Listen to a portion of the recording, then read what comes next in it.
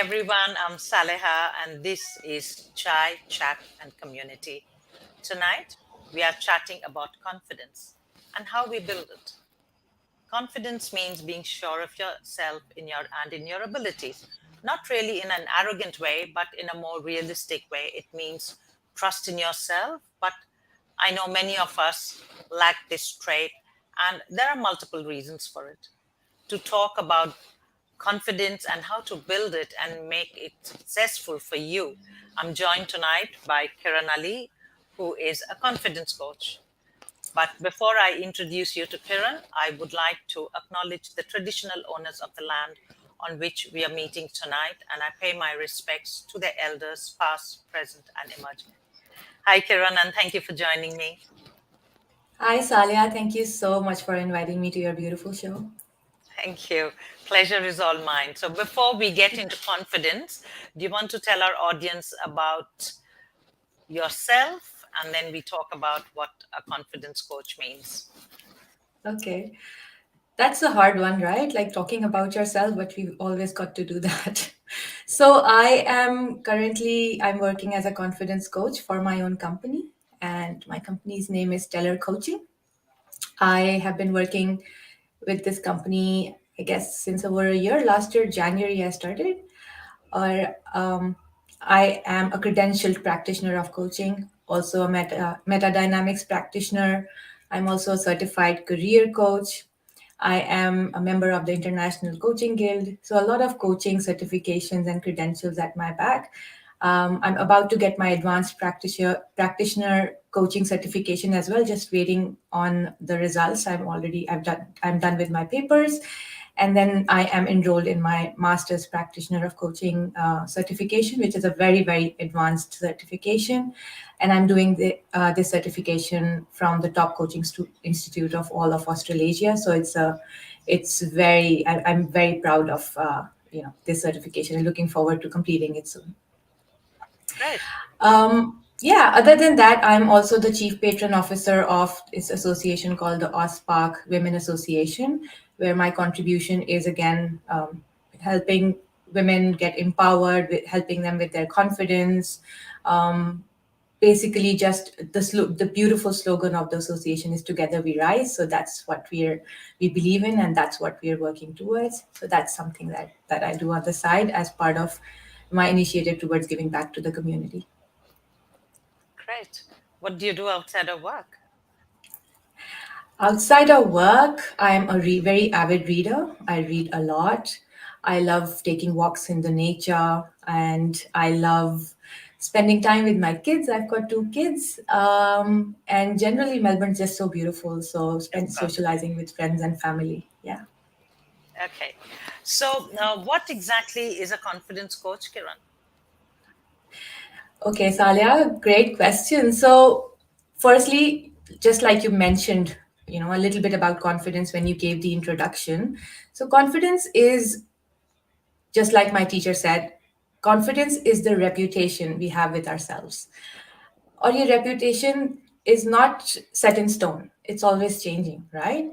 A lot of times, how we try to maintain this confidence is through external validation. So we jump on social media and we're looking for likes, we're looking for comments, feedback so that we feel good about ourselves. And we're looking for appreciation, encouragement. We'll dress up well, we'll go to a party, and when we get compliments, we feel great about ourselves, our reputation increases. So most of the time we know how to be confident based on our external factors. The downside of that is when those factors aren't present, or when we're faced with criticism, or when we're faced with, we don't get that validation, it's very difficult for us to maintain that confidence. So, I, as a confidence coach, help people generate that confidence from within rather than being reliant on it from through external environment or people. So that's my job. I've lost you there, Kiran. Sorry. I think your voice trailed off. Okay. Okay. So I don't know where I stopped. So Okay, where no, my voice trailed off. I Can you think tell me we'll what you pick it heard? up as we go along. Okay. I've lost you Okay. again. I think there's something happening to your audio. Um, well, Okay, it you're does okay seem all now. right at my end. Yeah, okay. Um, so, why do you think we lack in confidence? Saleha, so what happens is a lot of times this has to do with the way we have grown up, the way we are raised, our childhood. Are you hearing me? Because I can see a bit of Yes, lag in you as yeah, well. Okay. I can hear you. I'm Okay. not saying anything. I'm listening. Okay. So what happens is when we're 5 to 7 years of age, if we are not in an environment which is resourceful for us or which is making us तरबियत कहते हैं हिंदी में सो हमारी तरबियत में अगर वो प्यार वो इन्वॉल्वमेंट वो अप्रिसिएशन और encouragement, if it's not there, what happens is as kids we like to make everything be a reason, like we like to blame ourselves for everything that's happening around us psychologically. So if our parents are not very loving towards us, we think we are to be blamed. We don't think that okay, they're too busy or they've got a lot of stuff on their plate. And in doing that, in thinking that we are to be blamed, we start developing these beliefs. For instance, as a child, if I'm not getting that love from my parents, I might start thinking I'm not good enough. That's why they Uh, don't love me. I think in the South Asian culture, it's like we will never praise a child if they've. I mean, when we moved here, Yes. I remember whether my children got an award or not, they always got a certificate for participation, and I think that is so Yes. good, which we don't have. Yes. And We we never, don't. never ever. I don't remember my parents ever saying, "I have done so well." I'm hoping as Yes. parents we have changed, but do you think our generation parents are changing and showing more love and acknowledging their children's achievements, whatever it is? I mean, you cannot come first all the time or you cannot win an award all the Yes. time, but the fact that you have done your best, are we acknowledging that to build confidence in our kids? Well, there is more awareness around that now, Saliha, than before. So previously, what was wrong was that in the previous generation, they thought that they're disciplining us, they're pushing us for more. Like if Yep, they do that, we'll perform even better. Like yep, yep, yep. we'll try to. So the intention was always great. It was just the way they knew how to do that for us. Like make us competitive, make us push us harder. But in doing so, sometimes what happened in our generation was that we did develop these beliefs that we are not good enough or we are not as loved, or something's wrong with me, I'm not capable, or I'm not valued by my parents, so something's wrong with me. And that belief, if somebody's not stepped in and corrected it, we've kind of taken that belief into our adulthood, which is now, and we still carry it within ourselves. And we're always looking for validation externally to kind of change that belief within us. So the standard belief is I'm not good enough, for instance, and if somebody says, "Hey, you're good enough," I'll believe that for a little while. I'll feel confident about myself, but I'll fall back to the same feeling that I'm not good enough, and I'm constantly trying to get feel better about myself. But that's not my natural state.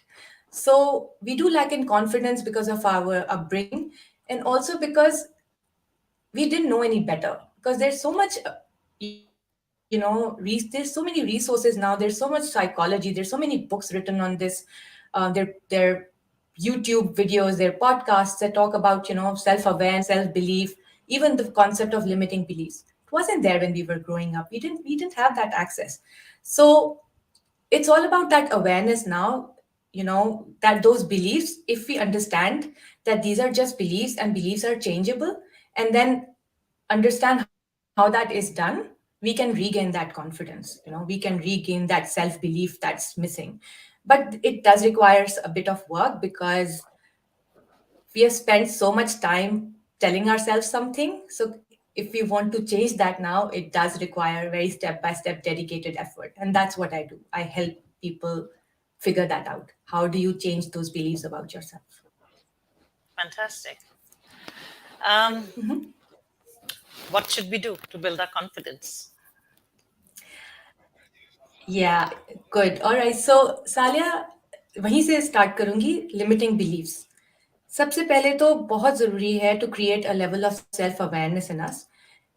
There's always this sound in our heads that we are talking to all the time, especially when something's up that we really want. You know, एक promotion आ गई, एक interview आ गया जो हमें, like, we want to get that dream job for ourselves, or generally, like, you know, नया business start करना है. And the voice in our head, it would be like, you know what, you're not ready, or you're not as capable, and who do you think you are to do something like that, or you know, you're a nobody. सबसे पहले तो identify करना कि जो ये voice कह रही है ये सच नहीं है, because we are so used to listening to that voice in our head that we believe it instantly as soon as it happens. We do not challenge it. सबसे पहले तो डाउट, बिकॉज बिलीव्स फॉर्म ही तब होते हैं और solidify ही तब होते हैं सालिया, when we allow them to solidify and we keep accepting them, accepting them, accepting them. Yes, it's true. Yes, it's true. Yes, it's true. There's a really famous saying, wherever your focus goes, that's where the energy flows. So अगर हमारा focus ही सारा वक्त ये prove करने में है that I'm not good enough, we're always making that stand true by looking at, you know, where do I look to make that be true for myself. अब अपना focus ही change कर लें तो आपकी ये thinking change हो जाएगी. सिर्फ करना ये है कि आपने अपनी थिंकिंग को रीफ्रेम करना है. कभी आपने देखा है, आप एक पार्टी में जाए, आपने अपना फोन निकाला, एंड पार्टी में बहुत सारे ग्रुप्स हैं. एक ग्रुप जो है वो बहुत हंस बोल रहा है, हंसी मजाक कर रहा है, जोक्स कर रहा है, और एक ग्रुप है वो आपस में आर्ग्यू कर रहा है. मैंने अपना फोन निकाला, अब मैंने इस ग्रुप की पिक्चर ली है या उस ग्रुप की पिक्चर ली है, डिटर्मिन करेगा कि how do I remember that party. If I take the picture of the group that's happy, I will always remember that party as a very happy one, you know, and vice versa. Party में मसला है या मेरे frame में मसला है? मेरा frame कहाँ जा रहा है? You know, is it to focused on finding the good, or is it focused on finding the negative?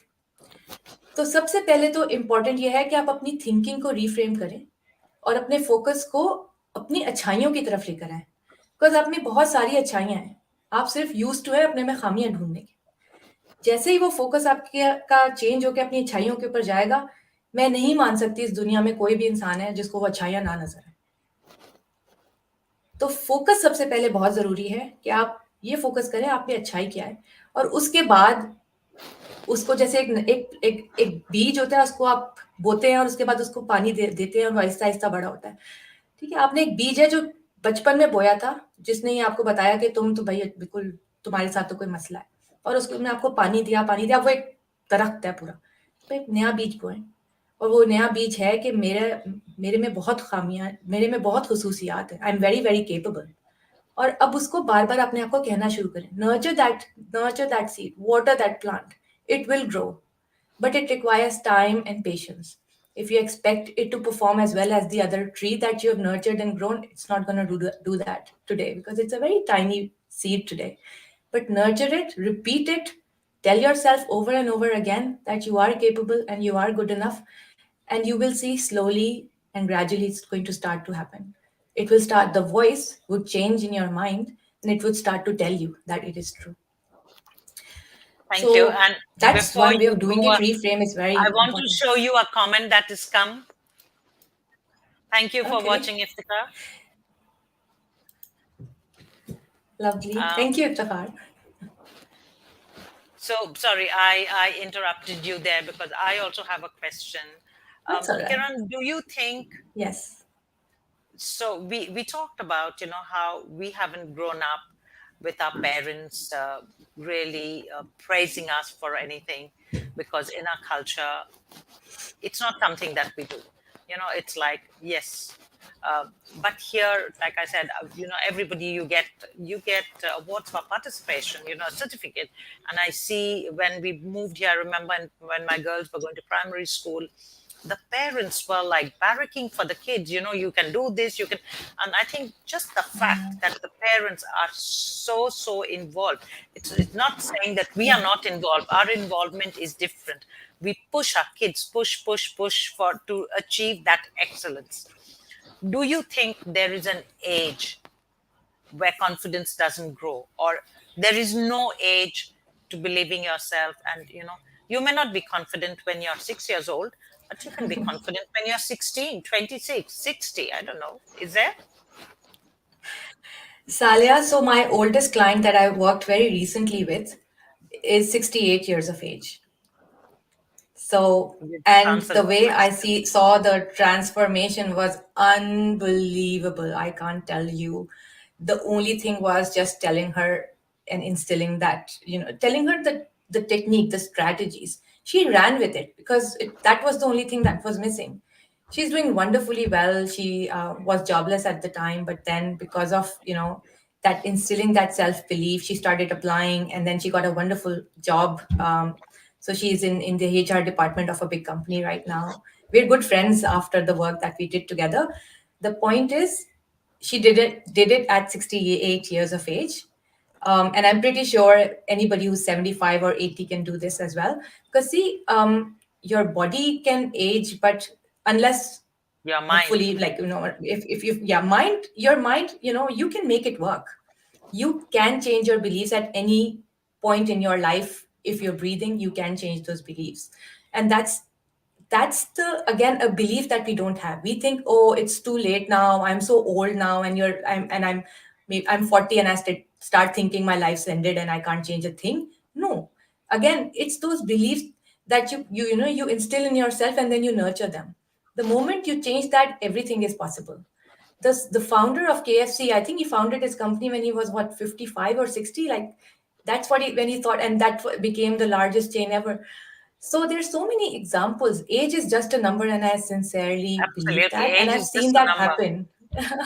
I've seen that happen in my clients. So I've got living proof of the fact that it is when you tell yourself enough is enough. I am ready to do this. It's the readiness that matters, not the age.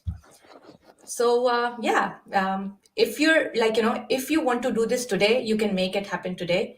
Are you ready for it or not? That's the question. Thank you. Um, this is something I know this, coming here as a migrant. So, despite many of us having all these perfect qualifications, cover letter, CV, we also now know how to address key selection criteria. We still do not get our dream job. Do you think it's because we lack confidence during the interview or in ourselves? What happens? I know sometimes when I fail, um, say, even a few years ago, like 5, 6 years ago, I would go. I knew everything. I knew I was capable. But somehow at the interview, I kind of was like, just not happening. And then sometimes it's a perfect interview. You never know it. I think it also depends on the person who's interviewing you. But I know many people, many of us, especially migrants like us, who come with so much of experience, so much of work experience, so much of lived experience, and yet we find it so Absolutely. difficult to crack the job market here. Oh, absolutely. And I can relate to this, Saleha, because I worked with Telstra for 2.5 years as a career coach. And I'll tell you, I was a certified career coach before I was a confidence coach. And what used to happen was I was teaching the people I was working with, I was teaching them how to write the perfect resume. And I was teaching them, like, how to, like, sit in an interview, maintain that eye contact, what to say, how to say it. And then they would go and come back and they would get rejected. And it would intrigue me. And I would ask them questions like, you were so well prepared. You, like, prepared for 2 days. What happened? It's just that, when your self belief is not there, no matter how much you prepare on top of that, you do struggle. And probably that's the reason why I wanted to, do a certification in confidence coaching, because I felt as a career coach, if I wasn't able to give them that confidence, I wasn't able to, like, be a true coach for them. And a lot of times our focus majorly is on that. Let me do the best key selection criteria. Let me do the best resume ever. Like, we spend a lot of time working on our resumes, Salia, and I've seen Oh, that I I've know. helped hundreds of people.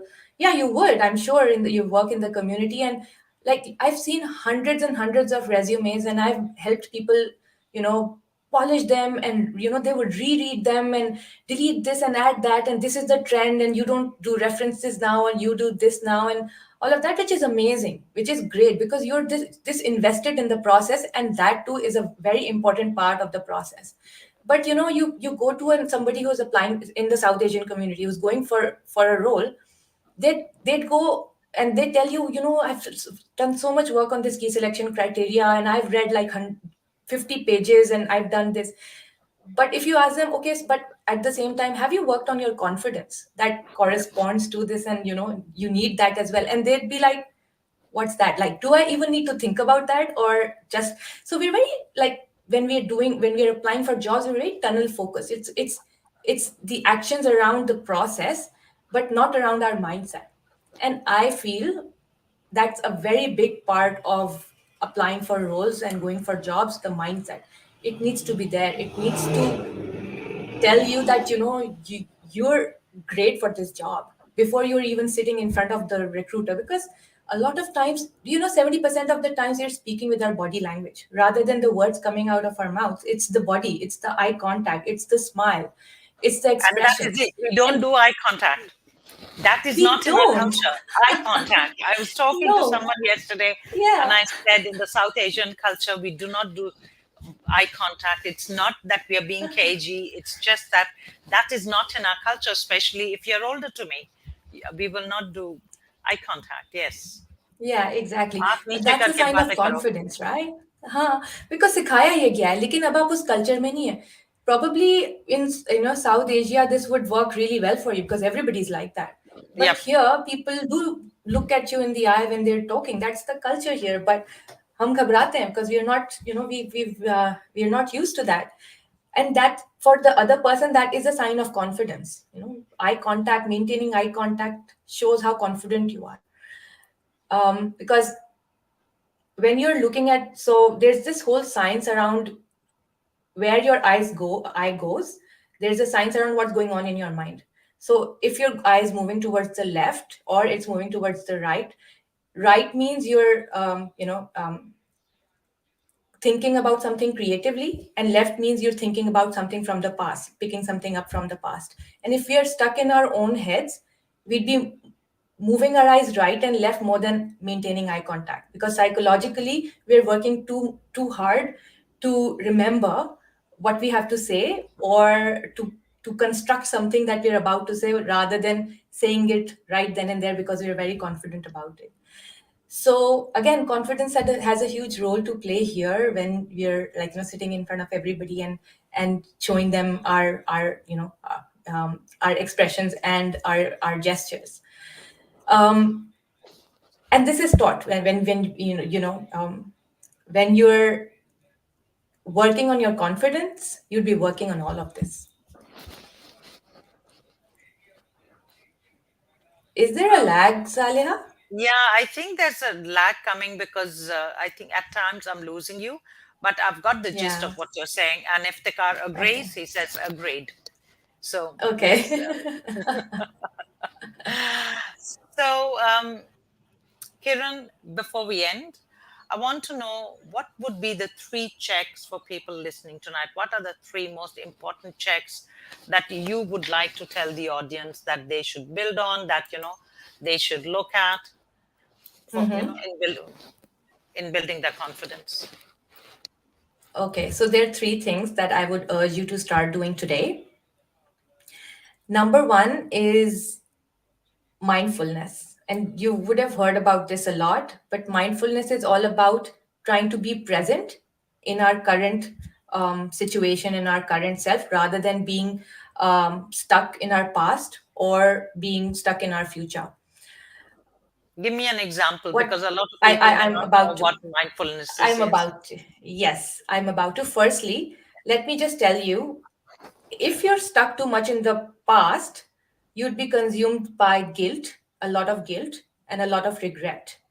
Because you'd always be criticizing yourself over the past mistakes, and you'd always be, fretting over how you could have done this differently. But past is gone. You can't really change what's happened. Only the present remains. So if you're stuck too much in guilt and regret, that means you're stuck in the past. Those emotions signify that. And on the other end, there is future. So if you're too anxious and too nervous, or you fear uncertainty a lot, you're stuck in the future. And you're always worrying, and there's a lot of worry as well. So you're always worrying about the future. So you're stuck in the future. You're still not in the present. And those emotions signify that you're, stuck there. But future hasn't happened yet. So there's nothing you can do about that today. The only thing that really is in your control is your present. And when you understand that you're in control of things, you're more at peace and there's more satisfaction in you. And mindfulness is all about trying to make ourselves be in the present and not be anxious or nervous for the future or be guilty or regretful for the past. So Focus on the present if the card because says live that's, for today, yeah, live for today. And there are a lot of mindfulness exercises that you can do. And very quickly, I'll tell you one. Sit down, take 3 deep breaths, and then think of 3 things that you can touch, 3 things that you can see, 3 things that you can feel, 3 things that you can smell, and 3 things see, feel, touch. And what am I missing? Hear. 3 things that you can hear. That's a really nice mindfulness exercise. Number two, gratitude journal. That works wonders for you. All right. So every single day, either in the morning after you wake up or in the night before sleeping, write 3 things that you're very grateful for. Because it's about reframing and refocusing on things that are happening in your life that are really good.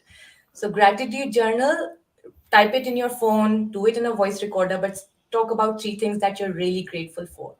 And the third thing is empathy, showing kindness to others. Because when we show kindness to others, we get so much love back and that validation that gives us a lot of sense of peace and purpose. And that really is helps us move forward. And it's a major driver for us. So 3 things: mindfulness, trying to be in the present, gratitude journal, write 3 things that you're thankful for, and empathy, show kindness to others. and we'll come back and we'll get back and we'll find out how many people have done just that.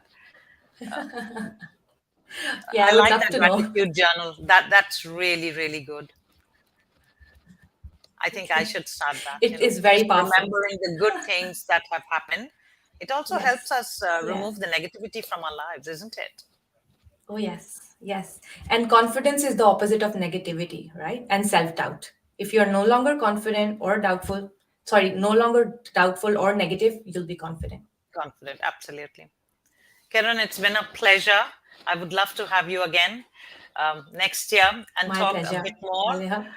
after the World Cup is over and we get back to normality and we all come back That's from true. holidays because it's been a long, long year.